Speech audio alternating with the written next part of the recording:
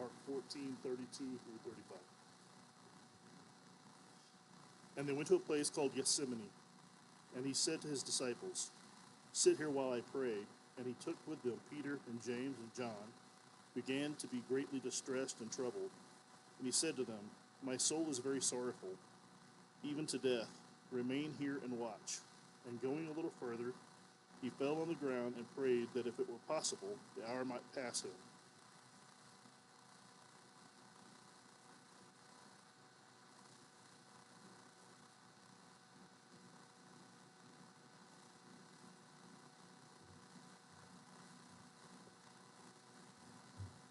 Good morning. It's certainly good to be here. It's a great week to be alive. The Sooners will beat Alabama next Saturday, and so we're so thankful for that. No, I'm sorry, Becca. I do that for Becca's sake because she loves it so much. This past week, I had put together a couple more of the video episodes of the Bible Minute. I don't know how many of you have been watching those, but I've enjoyed doing those. It's kind of difficult to write a script for 1 minute, but that's the nature of the Bible Minute. So Friday, Julie and I went out to record a few more, and we went to Buckingham Park. I don't know if any of you have been there on Left Hand Canyon Drive. It's a beautiful little place, and we got everything set up, and the mountain was just in the background there, and I stood off, and I did the whole first one in one take. I was so excited. And whenever I walked back over to Julie where she was standing at the camera, she said there was a bald eagle above your head flying around. Like, oh, this is going to be the greatest one ever. And we turned it on, and my mic battery had died, so there was no sound. So ended up having to redo it anyway, and didn't get it on the first take, but and the bird was gone by the time we started again. So trials. I that doesn't seem like that big a trial, but imagine getting to have the video with the bald eagle over you. Didn't get that. You know, there are moments in our lives that drive us to our knees, out of sadness and sometimes happiness. But what do we do in those moments? How do we react? What do you do? For Jesus, it was a very natural and obvious thing. Jesus prayed. For many, the trial of Jesus in Gethsemane is one of the most poignant moments of all the incarnation, where he is revealed in his deepest struggles and anguish and agony in the Garden of Gethsemane.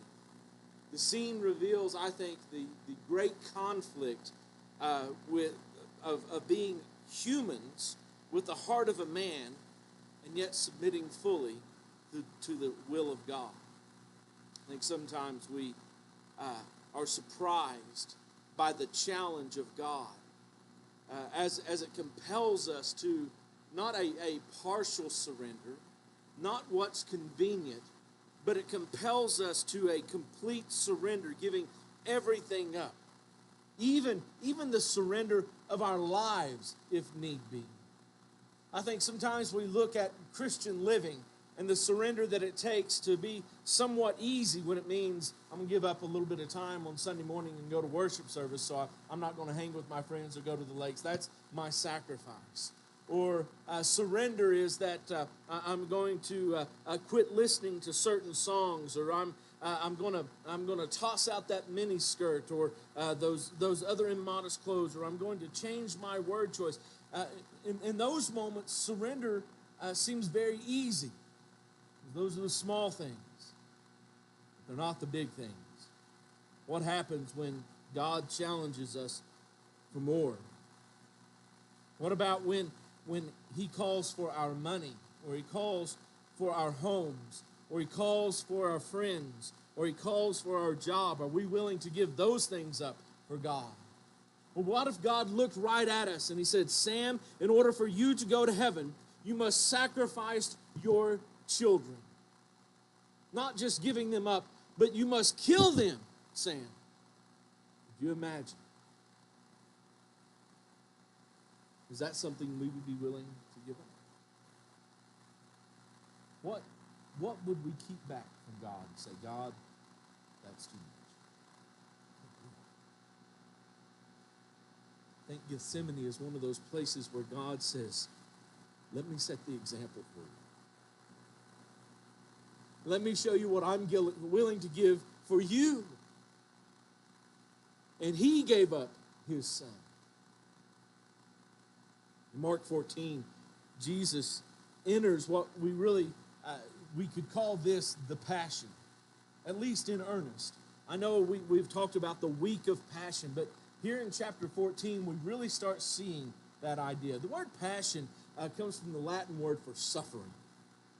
Okay, so when we talk about being compassionate with other people, we're talking about to suffer along with them. That's compassion.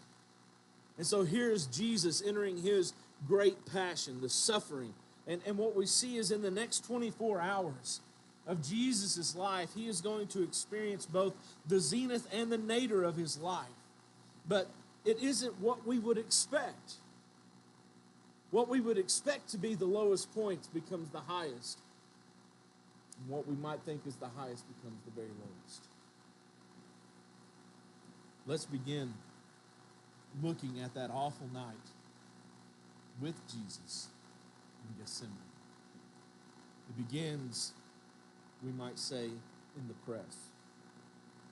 Mark chapter 14, beginning in verse 32, where he says, and they went to a place called Gethsemane.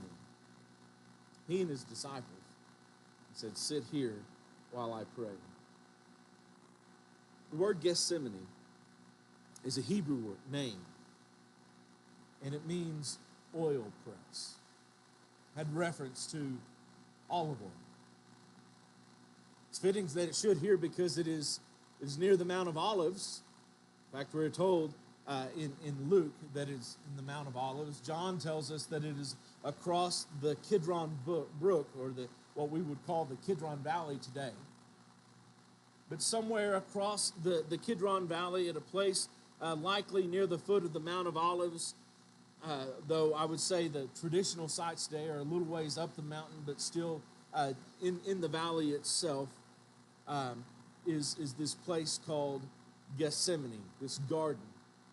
And it's a garden of olive trees, and it's here where they would harvest the olives and they would take them to the press, hence the name, the oil press, or Gethsemane. And it was one of those traditional ways to receive one of the greatest commodities of Israel.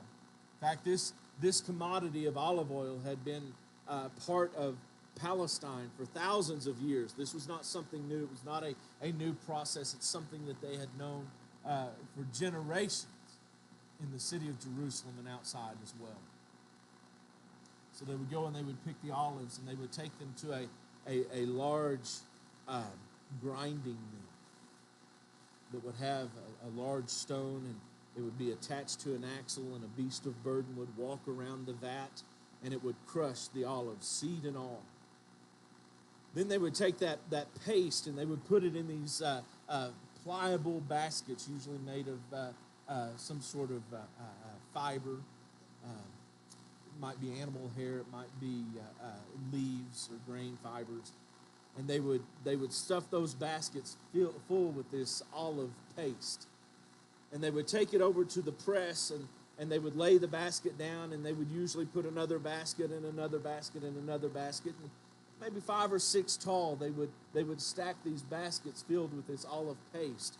And then there was a beam which would be anchored to the wall, and it would swivel, and then it would come way out over here, and the baskets would be near the opening, or near the fulcrum there, and they would weigh down the beam, and the beam would begin to press on the olives. And they would capture that olive, or that oil, as it would seep out and would run down the sides of the basket into the vat. And after a while, they would go and add more weight on the end of the beam. And that weight would crush even more oil out. That was the first pressing would be, that first weight. That was kind of the best olive oil because it was mostly oil. Then they would do that a second time, and then they would do it a third time with adding even more weight at the end of the beam. And it would crush and press and crush and press. And that third pressing was often had more residue and particulates from either the press or from the olives themselves, and so the oil itself would be very bitter. And they would often just use the oil of the third press for oil in the lamps to light the house. You go to the Middle East, or you go to that area. I remember standing in a room which had been an olive press, and saw all the mechanisms and the weights, the stones that they would use to weight the beam down. That's the olive press. And now here is Jesus in the press. There may be some significance to Jesus going 3 times and praying, and the olive press being pressed 3 times. And at the end of the 3rd pressing of the olives, it was the most bitter moment. And at the end of the 3rd prayer, we have the bitter moment of betrayal. But even if that's not the picture there, we do find Jesus himself under great duress. In fact, look at how Mark begins to describe the events. In verse 34, he said, in verse 33, he took Peter, James, and John and began to be greatly distressed and troubled. The ESV has. The word greatly distressed literally means to be overcome by great emotion, to be alarmed at what has happened. When Jesus was coming down the Mount of Transfiguration, he meets up with his disciples, and the disciples themselves have been trying to cast out this demon, but without success. And when the crowd has witnessed this and they see Jesus coming down, it says that they were amazed. It's the same word that's used here for greatly distressed. It might properly or better be translated there, they were alarmed. It's almost as if they've seen the failure of the disciples, and now they're alarmed. What's Jesus going to do when he finds out that they have missed it, when he finds out that they failed?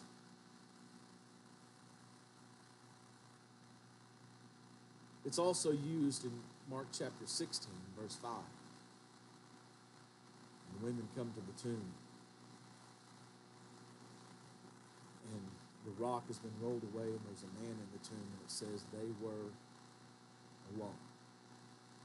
Literally, they were overcome with emotion.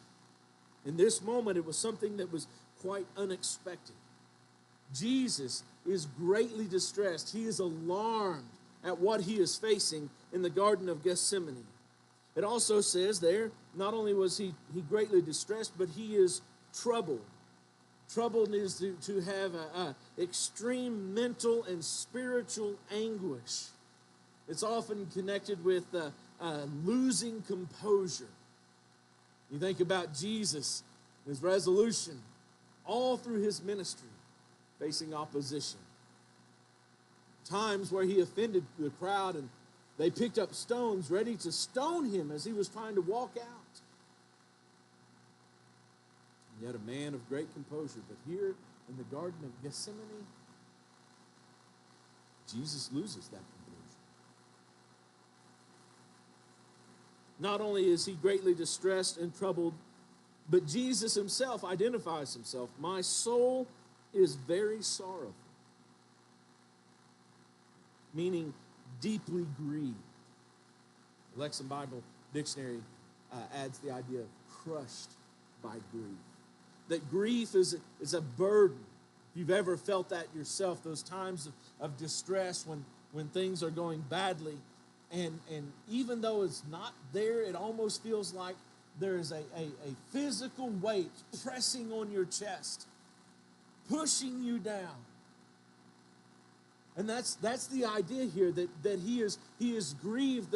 The weight is pressing him down harder and harder and harder. Even, it says, to the point of death, as if the weight is so great that your heart breaks.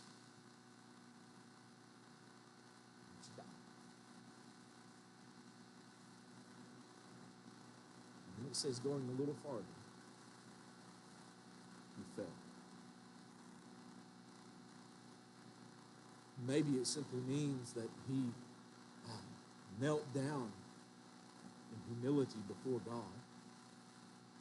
By the way, it was not a normal prayer posture for the Hebrew. The Jews most often stood before God in their moments of prayer. We see it in Luke chapter 18 with the Pharisee and the publican. And maybe Jesus is simply humbling himself before God. But Mark often uses more active verbs in describing the scene. And it's as if he's walking away, and he's walked as far as he could. And now at this moment, the weight of the grief and the burden that he feels forces him to the ground. He falls beneath the load. Now, it's ironic. We sing in the song sometimes that the cross became so heavy, he fell beneath the load. The Bible never says that Jesus fell with the cross. The Bible does say Jesus fell with the grief.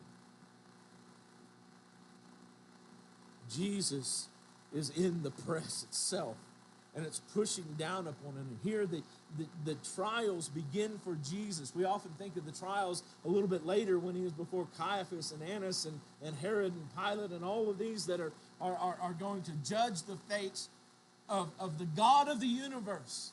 The Son of God himself, they're going to judge his fate. But really the trial begins right here in Gethsemane. The next couple of weeks, we're going to be looking at these trials, the trial of Gethsemane and Gabbatha and Golgotha. We'll see each one of those, but here is where it starts with him. It is a struggle within himself. You think about Jesus in the wilderness, in Mark chapter 1, when Satan is tempting him. What's he trying to get him to do? Don't fulfill your mission. Don't go to the cross. Bow down and serve me now. I'll give you everything that you could ever want if you will serve me. Turn these stones to bread. All the temptations which Jesus was going to face, it all surrounded Satan trying to get Jesus to avoid the cross. In chapter 8. Chapter 8, when Peter finally says, "You are the Christ," Jesus begins to tell them about what this Christ, this Messiah must do, that he must go into the city and he's going to be captured by lawless men, that he is going to be tried, convicted, and that he is going to be killed. He's going to be killed. This is not just a Messiah that's going to ride in victory. This is a suffering Messiah. And you remember what Peter said? No, you can't do it this way. That's not my Messiah. You can't go to the cross. Who had tried that before? Satan himself. What does Jesus say to Peter in that moment? Get behind me, Satan. You see, the temptation to avoid the cross was very real to Jesus. That's why he fought with the devil in the wilderness. That's why he told Peter, you have set your mind on the things of this world. You can't be around me if you're going to think like that. The temptation to avoid the cross was real, and it reaches its crescendo in the Garden of Gethsemane, in the Valley of Kidron.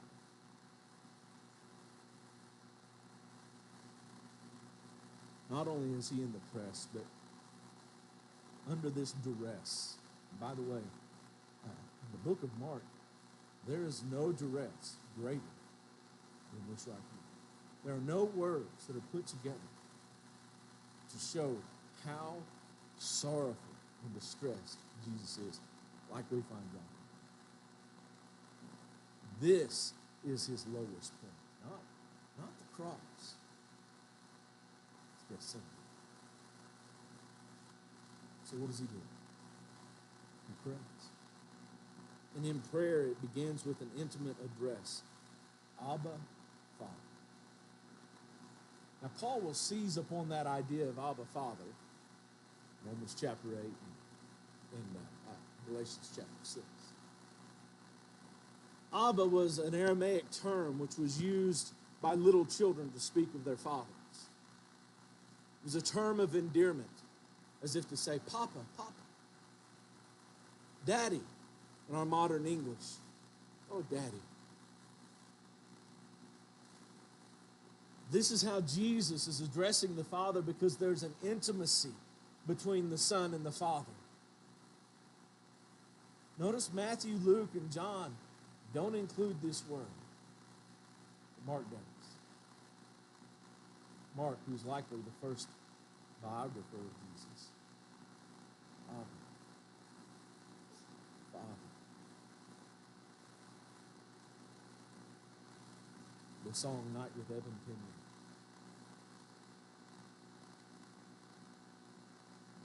One of the most touching songs in our book. And it's a picture of this. And I think we've talked about the meaning of the song, but the very first line, the night with ebon pinion. Pinion was a wing or a feather. Ebon meaning black. And it was a night so dark, so removed from light. It was as if the mother hen with a black wing has brooded down over the entire valley, over the entire region. It was the blackest of the blackest night possible. And it was here that he was smitten for our offenses. It was here that he cries, Abba, Father, Papa, please, let this go. The Jews would never have used such an intimate address to the Father. It was not in their vocabulary that way. It would seem too familiar to them, and God was too often for them far removed. James Edwards said, Abba recollects Jesus' original Aramaic, displaying an intimacy, a boldness, and a simplicity in address to God. It was not characteristic of Jewish prayers. It was a very intimate address. The Mark only pictures Jesus praying 3 times. You know that? Only 3 times. This is the 3rd one. And every one of them, he is alone. He has separated himself a small distance from Peter, James, and John. And he shows a very trusting reliance on God. All things are possible for you. He trusts the Father's ability. He trusts his power. He trusts his desire. He says, all things are possible for you. I know what you are capable of. And even though Jesus himself is deity, he also shares with us a human nature, a nature with us that must rely on that power of the Father. That's why he says, I know that all things are possible for you. Jesus cast his care, his fate, into the hands of God's power. And then he makes a very pointed request. The ESV says, remove this cup from me. In the book of Matthew, it's somewhat softened because it says, if it be possible, let this cup pass from me. But Mark records it as first a declaration of the power and the possibility that is in the hand of God. And then, notice this. Some translations say, take this cup from me. Some say, remove this cup from me. But Jesus speaks it in the imperative mood. What we would normally translate as a command. Jesus does not ask God to remove the cup. He tells him, remove this cup.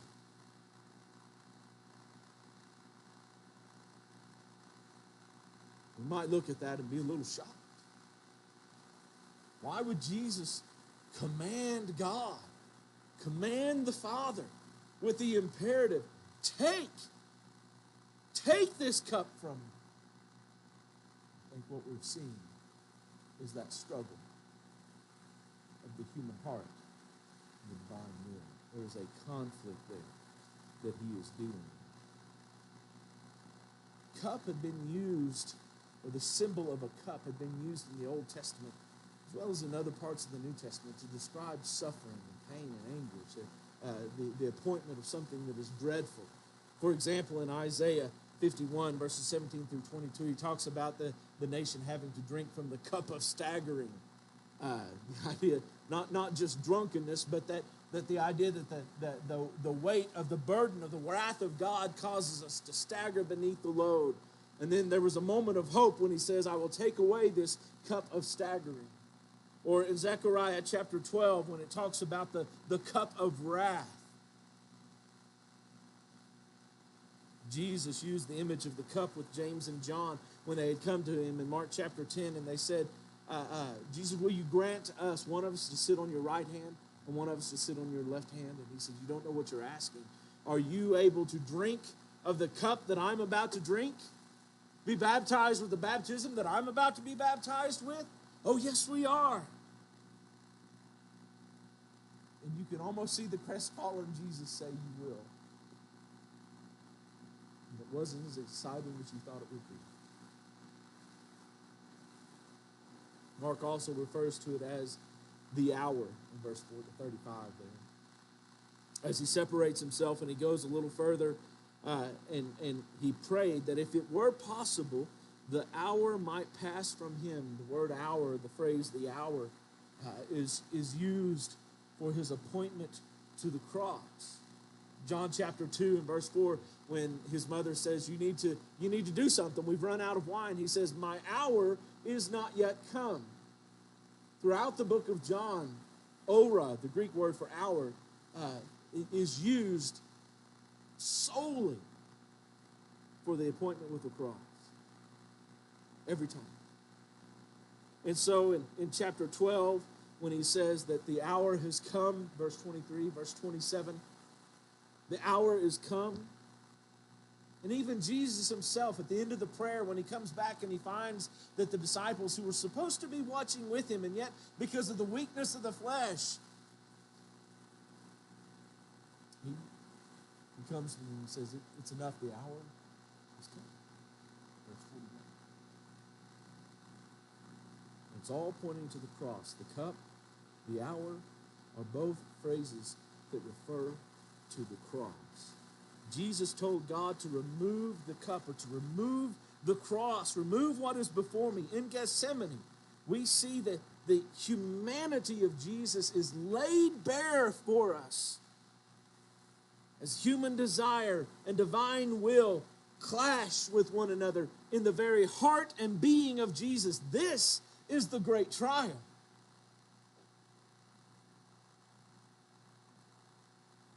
Jesus from here does not walk calmly to the cross, but he struggles with the reality and the gravity of it. He is telling God, remember back in chapter 14 and verse 27, when the idea was that, or he tells his disciples, he will strike the shepherd, and what will happen to the sheep? They will scatter.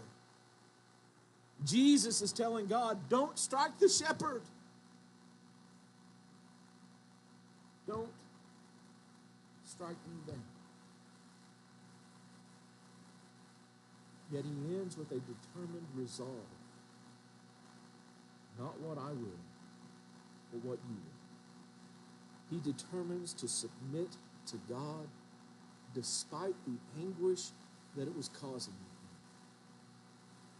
See, this to me is what it meant for Jesus to be God and man.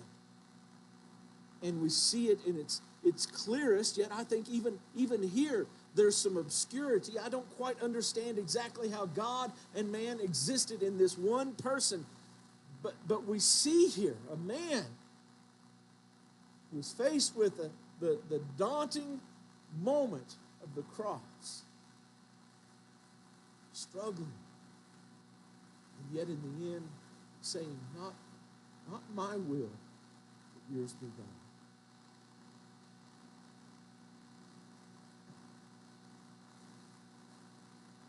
How can the man who turns so resolutely to the cross in chapter 8, got to go to Jerusalem, they're going to kill me there, and everyone around him saying, you probably shouldn't go. They're going to kill you there. Yes, I know they're going to kill me.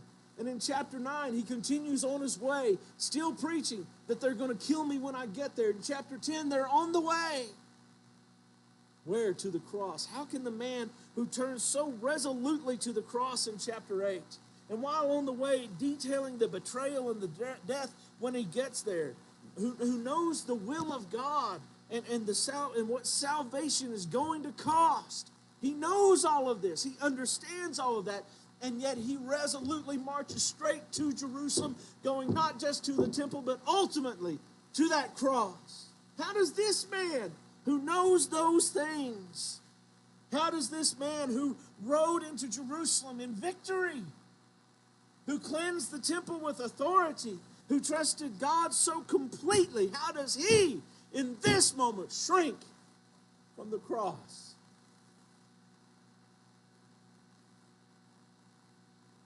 How does, in this moment, the cross, its concept becomes so heavy? Because it's not just about the stopping of the beating heart. It's about something even greater. The Bible says that it is a fearful thing to fall in the hands of the living God. That's talking about it's fearful for us to stand before God with the burden of my own sins. Any of us want to stand there that day with the burden of my sins? I don't. That burden is much too heavy for me to bear. And that's why the Hebrew writer says it is a fearful thing to fall in the hands of the living God. But what about Jesus? Mark chapter 10, verse 45, he came not to be served, but to serve, and to give his life a ransom for many. In other words, Jesus will stand before God without sins of his own. He's a perfect man. But he will stand there with the burden of every sin ever committed. And if it's a fearful thing for me to stand before God with just my sins, what is the task of standing before God with the world's sins? All the world's sins. Every sin. This is part of the press that Jesus finds himself in Gethsemane. And at his baptism, we hear those glorious words from the Father as the Father affirms him, "You are my beloved Son. With you I'm well pleased." Mark 1, verse 11. We see God reaffirm his love. You are my beloved Son, this is my beloved Son. Listen to him. The Transfiguration, Mark 9, verse 7. Heaven thundered with the voice of God and his love for the Son, and yet in this Jesus' darkest moment, it's thunderously silent. Oh, how we long for God to call out to his Son, "It'll be okay. I will take care of you. Yes, this is necessary, but in the end, think about it, son. The entire world will have an opportunity to live with us in heaven." Oh, we want to hear those words. I think Jesus wanted to hear those words, but they never came. The closer Jesus gets to the will of God, the more distant the Father becomes. That is the press of Gethsemane. But even a step further, at the cross, Jesus will be forsaken by the Father, by his friends, by his family, by his people. But I think that the worst one is that it is by his Father. Think about it. From that time when God said, "You are my beloved Son, with you I'm well pleased," it was God, heaven, speaking to Jesus on earth. There was a communication between heaven and earth in its purest form, God to God. And the indication was, I'm going to be with you through all of this. Throughout the time of his ministry, God was there with the Son. He was always there. There was a demonstrated intimacy between the two during all of the ministry. And yet now at the cross, what he is facing is that the Father is going to forsake him. Sneak peek is chapter 15, verse 34. And he cries out, my God, why have you forsaken me? That is the press in Gethsemane under which Jesus is falling by the burdens. Why wouldn't he stagger at the impending appointment with the cross? In his final moments of freedom, Jesus sought comfort and counsel from God. He struggled with his humanity. Theologians, even in the 2nd and 3rd century, in the Middle Ages, they struggled with the Garden of Gethsemane. Some of them said, well, he didn't really suffer. He's God. He only seemed to suffer. And that gave rise to what we refer to docetism, meaning to seem. It seemed like he suffered, but he didn't really suffer. They had removed from Jesus any real vestige of humanity. He's God. He's too stoic for this. He's too perfect for this. And they struggled how to identify the breakdown, the loss of composure that Jesus shows. But even if we go outside of Mark, Matthew, Luke, and John, we see the raw emotion and heartache of a man facing the will of God. And I don't think he particularly wanted. His promise was to do whatever God said. This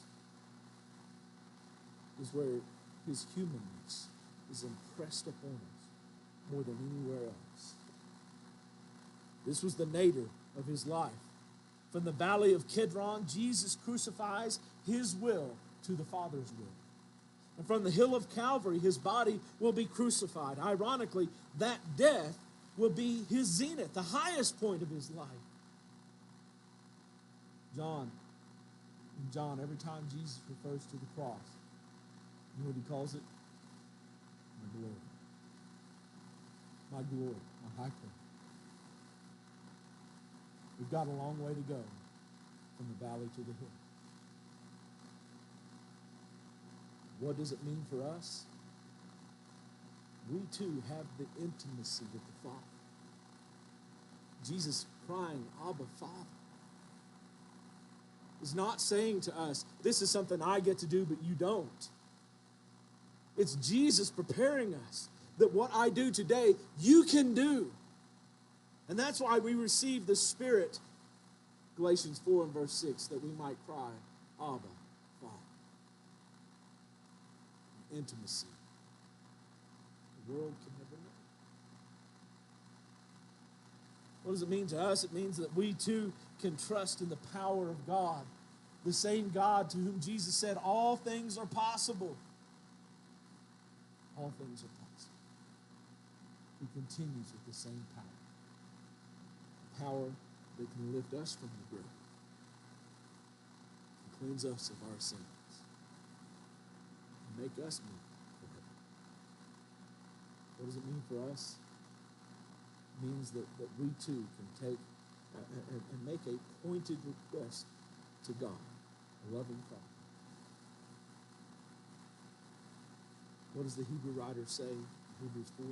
Let us come before his throne with boldness. Boldness. Yes, boldness. Because God wants us there. No wonder there was a boldness in Jesus' word. Take this cup from me. Remove it. And what we see is that we also have to submit to the will of God. That was his final thing. Yet not my will, but your will be done. Even if we don't like it, even if we don't understand it, if it's hard or it just doesn't feel right to us, we must submit Not my will, but yours be done. So this morning, we step out from Gethsemane, back into Brighton, Colorado. The same Jesus, the same Father, calling each one of us. I want you to be you. I want you to trust me. I want you to give me your will. And if this morning you're willing to give your life, you're ready to give it all over to him, sacrifice your will to his will, to crucify self, that you might live for eternity. All things are ready. You need to come back. Maybe you've drifted from this Christ. His hands are always open to you. His arms are ready for the embrace. If you'll come back to him this morning. You need prayers in the congregation. We're ready to receive. Give your will to him. We stand.